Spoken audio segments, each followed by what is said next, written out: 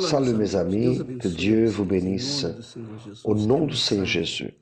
Que le message, que la parole dans laquelle on va méditer vienne à la rencontre de votre nécessité. Que cette parole éveille en vous votre foi intelligente pour que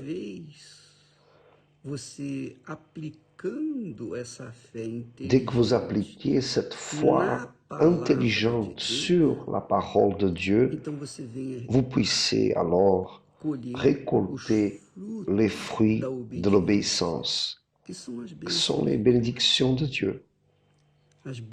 Les bénédictions de Dieu ont un prix, ont un coût.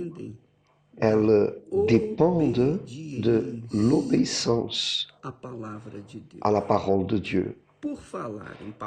Et parlant de la parole, nous avons beaucoup parlé sur la raison, sur l'intelligence, sur l'intellect qui est l'esprit. L'esprit humain est votre intellect, votre intelligence, raison. Et on parle du cœur qui est un ennemi de l'esprit, car le cœur veut réaliser ses propres désirs, tandis que l'esprit humain, il pense, raisonne, pèse, et veut faire la chose correcte. Mais à cause de son cœur rebelle, qui souhaite une satisfaction personnelle, que veut ce qu'il veut et poursuit tout ce qu'il désire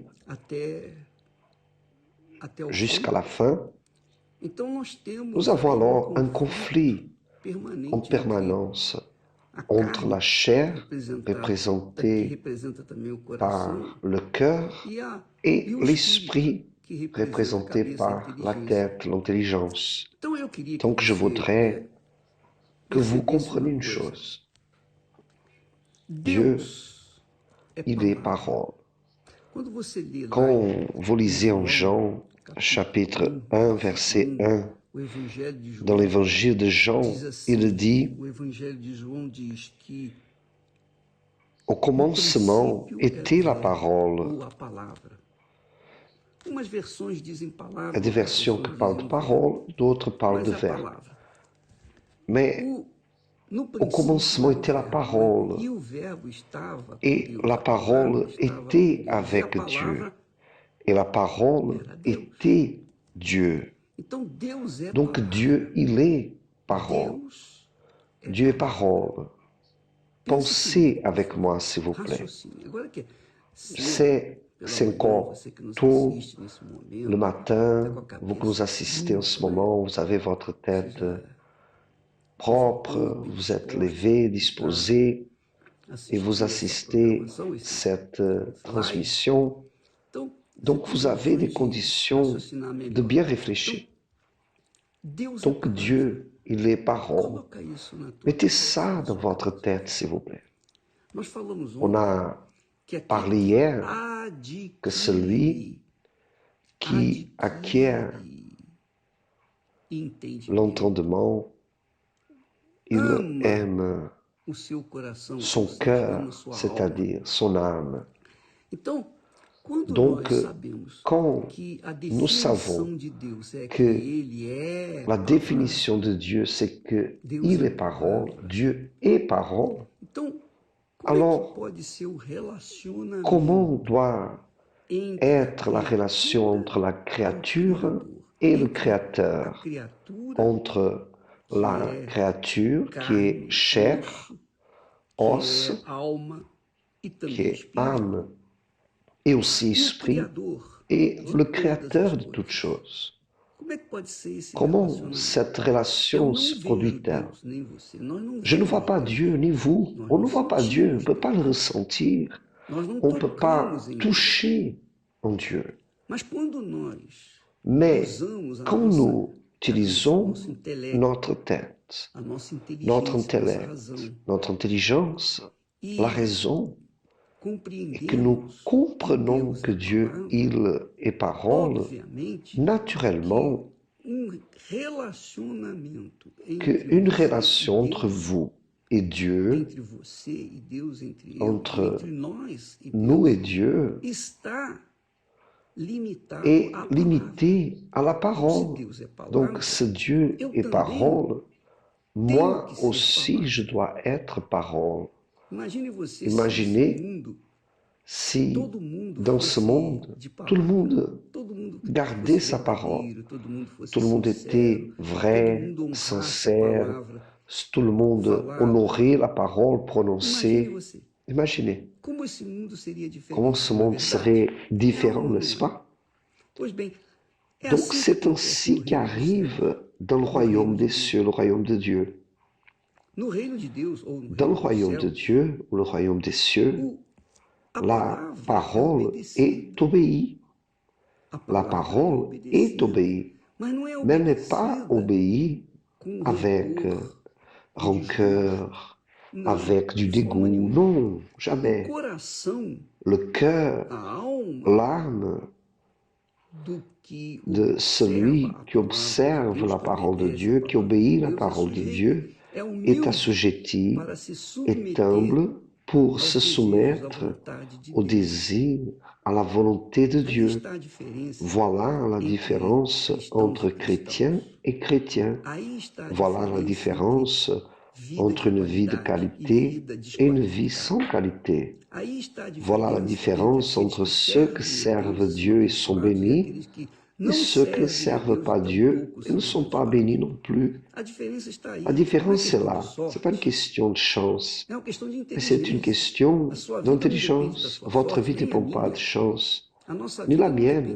Notre vie ne dépend pas de la chance. Notre vie dépend de l'entendement. Celui qui acquiert l'entendement comprend ces choses simples. Ce sont des choses simples, communes, mais puissantes, très puissantes. Car celui qui lit la parole de Dieu comprend que Dieu parle avec lui. Dieu ne parle pas avec nous par rêve, vision, prophétie. Il faisait auparavant à travers des rêves, visions, prophéties. Pourquoi? Parce qu'il n'y avait pas de parole écrite. Il y avait la parole imprimée, il n'y avait pas la Bible. Uniquement connaissait la Bible, la Torah, les sacrificateurs, le souverain sacrificateur. Mais le peuple même n'avait pas la connaissance. Donc le peuple mangeait dans la main des sacrificateurs. Aujourd'hui, non. Chacun mange par sa propre main quand il lit les Saintes Écritures. La Sainte Bible est le livre le plus vendu dans le monde. Toujours a été le plus grand best-seller de l'année. Il n'y a pas de livre ni d'auteur si recherché comme l'auteur de la parole de Dieu, parce qu'elle est divulguée partout dans le monde. Première place, le plus vendu au monde entier. Donc, aujourd'hui, Dieu parle par le biais de sa parole. Il ne va pas parler avec vous par des rêves. Il ne va pas parler avec vous par des visions. Il ne va pas parler avec vous par des prophéties. Il parle quand je prêche la parole de Dieu. Beaucoup de personnes sont atteintes, elles sont touchées, comprennent cette parole comme si elle était pour elles. Ça, c'est une prophétie. Mais moi, je fais juste enseigner ce que j'ai appris, ce que j'apprends, ce que le Saint-Esprit me révèle. Donc, il y a des personnes avec qui Dieu veut parler, et donc cette parole que j'ai prêchée, que j'ai enseignée, elle vient à la rencontre précisément du besoin qu'elle a. Par exemple, cet instant même que je suis en train d'enseigner la parole de Dieu, je suis en train de dire que Dieu est parole. Dieu est parole. Donc, si moi, je veux acquérir l'entendement, alors je vais chercher dans la parole de Dieu cet entendement, pas juste des informations, mais entendement. Par exemple, quand vous lisez en 1er Jean, le suivant, Évangile de Jean, au commencement était la parole, et la parole était avec Dieu, et la parole était Dieu. Donc au commencement était la parole était avec Dieu, et la parole était Dieu.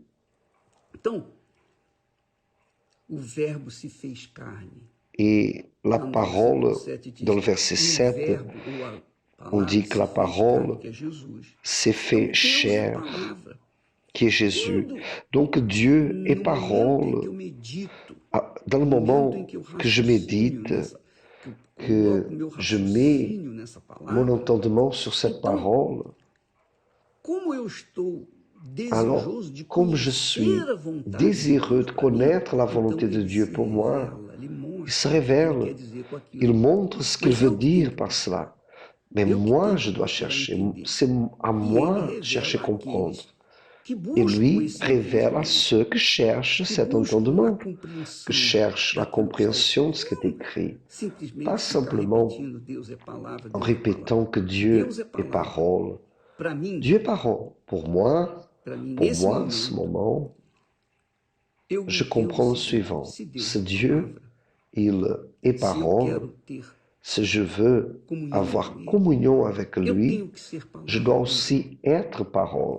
Je dois être parole, je dois honorer ma parole. Ma parole doit être vraie, je dois être honnête, je dois être sincère, transparent, franc.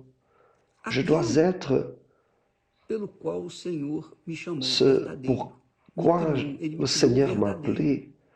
Il m'a créé étant vrai. Après, quand j'ai grandi, je me suis corrompu. Mais quand je l'ai rencontré, quand j'ai reçu son esprit, l'esprit de la parole, parce que j'ai l'esprit de la parole, alors la parole doit être vraie dans ma vie, dans mon comportement, dans ma relation avec mon épouse, relation avec le mari, les enfants, les personnes, d'une façon générale. Je dois être vrai, parce que Dieu est aussi vrai. Moi, je dois être parole. Si j'honore ma parole, mon comportement selon la parole de Dieu, alors je suis en train d'avoir une communion naturelle avec Dieu. Je n'ai pas besoin de forcer quelque chose. Il ne me faut pas simplement être à l'église pour avoir une communion avec Dieu, ressentir des émotions. Non. En ce moment même, tandis que je parle avec vous, je sais que Dieu approuve cette parole que nous prononçons. Je sais que Dieu, il dirige. Je sais que le Saint-Esprit, que l'Esprit de la parole, parle avec beaucoup de monde en ce moment. Donc vous pouvez voir que la vie de beaucoup, c'est un échec. Pourquoi? Parce que ces personnes n'honorent pas la parole qu'ils s'engagent avec. Donc la relation ne marche pas, les affaires ne marchent pas, la santé ne marche pas. Pourquoi? Parce que la personne, elle a l'intelligence, elle a l'esprit, et l'esprit parle, l'esprit conduit le cœur. Si le cœur n'obéit pas, si le cœur est rebelle, si le cœur ne veut pas s'intéresser par la voix de l'esprit, de l'être humain, alors l'être humain va vivre un conflit en permanence. C'est pour ça qu'il y a l'anxiété. C'est quoi l'anxiété? L'anxiété, c'est que la personne veut résoudre ses problèmes. Elle souhaite ceci, elle souhaite cela, désir. C'est l'âme qu'elle a désir. L'anxiété est la clameur de l'âme. Ce n'est pas une clameur de l'esprit, car celui qui est spirituel, celui qui vit dans l'esprit, celui qui pense, qui a entendement, il ne s'inquiète pas du futur, car il sait que sa vie est entre les mains du propre Dieu. Il est le futur, il est le passé, le présent et le futur. Donc quand vous vous livrez à la parole de Dieu, vous livrez à Dieu et vous vivez selon cette parole-là. Ce n'est pas juste apprendre par cœur. L'Éternel est mon berger, je manquerai de rien. Mais ça fait 30 ans qu'elle parle la même chose, cependant manque tout. Et pourquoi manque? Parce qu'elle a la parole apprise par cœur, dans sa langue, mais elle ne pratique pas. Elle n'a pas l'entendement d'obéir à cette parole. Car si l'Éternel est mon berger, obligatoirement, je suis une brebis de son troupeau. Je dois être une brebis de son troupeau. Et j'entends la parole de mon berger et j'obéis. D'ailleurs, cela est un détail que je vais parler. Saviez-vous que la brebis, laquelle on parle beaucoup dans la Bible, la brebis, c'est le seul animal au monde qui dépend de l'homme, dépend du berger, à 100%. Si la brebis n'a pas le berger pour la conduire, elle va tomber dans le trou, elle va se perdre. Même étant dans le lieu des brebis, elle ne se sent pas en sécurité si le berger n'est pas à la porte. Même que les bergers sont en train de dormir le soir, la brebis doit savoir que sa protection là-bas est garantie, car la brebis est un animal qui dépend à 100% du berger. Donc, quand on dit l'Éternel est mon berger, la personne doit comprendre que d'abord, il faut qu'elle soit brebis. Et la brebis obéit à la voix de son berger. La brebis, elle obéit, et pas de doute. La brebis entend et obéit. Mais quand la brebis entend et n'obéit pas, elle n'est pas brebis, elle est un bouc. Donc, mon ami, vous que nous regardez en ce moment, vous devez avoir ce discernement, cet entendement, ce que signifie dire que Dieu est parole. En d'autres mots, il dit, je suis Dieu, je suis le Créateur. Ma parole ne retourne pas à moi sans s'accomplir, mais elle fera tout ce que j'ai déterminé. Ma parole s'accomplira. Donc ainsi est celui qui croit vraiment dans le Seigneur Jésus-Christ, le Seigneur de la parole. Il a dit, celui qui entend ma parole et la met en pratique, c'est pas juste entendre. Parce qu'on peut entendre et ne pas pratiquer aussi. Mais quand vous entendez, vous pratiquez, obéissez à cette parole, alors vous êtes vraiment une brebis du berger, le Seigneur Jésus-Christ. Mais si vous entendez et vous ne pratiquez pas, rien ne sert que vous soyez pasteur, évêque, ouvrière, je suis ceci, cela, prophète.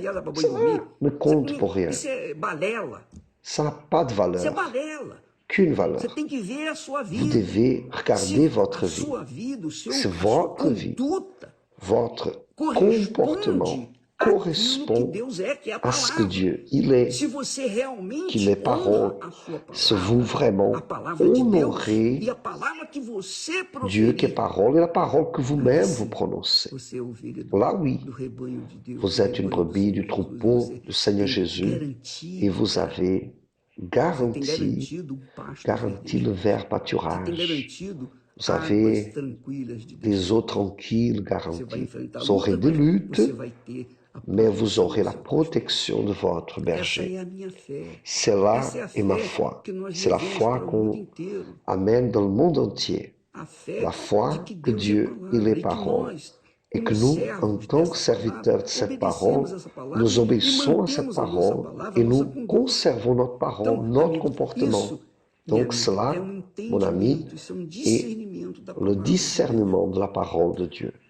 Vous voyez que lorsque Dieu a fait alliance avec Abraham, il a parlé de Brit Mila. Là-bas en Israël, ils ont l'habitude de dire Mila, Zemila. Ça veut dire parole et parole. Donc ils ont appris que la parole est quelque chose de très important. Ce qui est parole est parole. Qui a prononcé la parole doit accomplir sa parole. Vous n'êtes pas obligé de parler. Mais quand vous faites une promesse, vous devez accomplir ce que vous avez dit. Donc, mon ami, voyez, c'est votre comportement chrétien est en accord avec ce que vous dites croire qui est la parole de Dieu. Ce n'est pas en accord, alors vous aurez une vie bloquée, une vie qui échoue, soit dans l'amour, vie sentimentale, vie spirituelle, dans votre vie professionnelle. Vous pouvez même avoir un succès dans la vie professionnelle. Mais si vous n'avez pas du succès dans la vie spirituelle, vous échouerez tout de même. Mais ça, c'est notre sujet sur lequel je ne veux pas parler. Mais je sais que celle-ci est la grande vérité. Dieu, il est esprit, Dieu est parole. Jésus a dit que Dieu est esprit et ceux qui l'adorent lui adorent en esprit et en vérité. C'est pas dans l'émotion du cœur, c'est pas dans le sentiment, dans des sensations louantes. Non, mon ami. C'est dans la parole, un esprit, dans la parole que Dieu l'aurait glorifié, pas seulement quand vous prononcez des mots, mais quand vous assumez sa parole, car Dieu est parole. C'est de parole pour parole. Et la réalité, c'est que celui qui fait alliance avec Dieu, naturellement, véritablement, il obéit, il suit, il pratique sa parole. C'est là la personne qui est alliée avec Dieu. J'ai beaucoup d'autres choses à dire, mais c'est beaucoup trop de choses que peut-être vous ne pourrez pas digérer. Mais que Dieu vous bénisse au nom de Saint Jésus. Amen. Grâce à Dieu.